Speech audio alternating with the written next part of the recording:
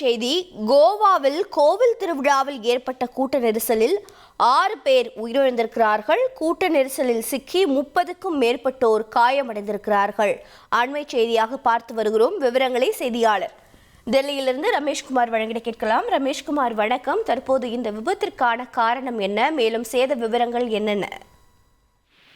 வணக்கம். கோவா மாநிலம் ஷிர்காவா பகுதியில் கோவில் திருவிழாவில் ஏற்பட்ட கூட்ட நெரிசலில் சிக்கி 6 பேர் உயிரிழந்திருக்கின்றனர். 30க்கும் மேற்பட்டோர் காயமடைந்தனர். என்னோட பிசினஸுக்கு ஜிஎஸ்டி நோட்டீஸ் வந்திருக்கு பாரு. உடனே ஜிஎஸ்டி எக்ஸ்பர்ட் பேசு. உடனே எப்படி கிடைக்கும்? பாஸ் வாலா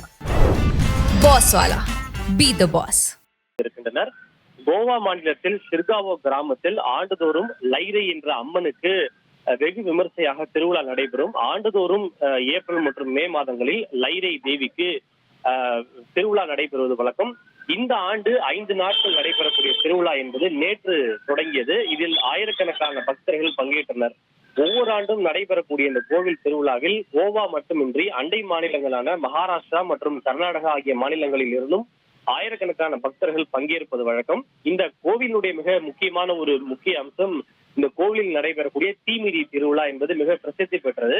2ஆம் நாள் திருவிழா இன்று நடைபெற்றுக் கொண்டிருந்த போதுதான் அதிகாலையில் இந்த கூட்ட நெரிசலில் இந்த விபத்து என்பது ஏற்பட்டிருக்கிறது. கூட்ட நெரிசலில் 2 பெண்கள் உட்பட 6 பேர் உயிரிழந்திருக்கின்றனர். 30க்கும் மேற்பட்டோர் காயமடைந்திருக்கின்றனர்.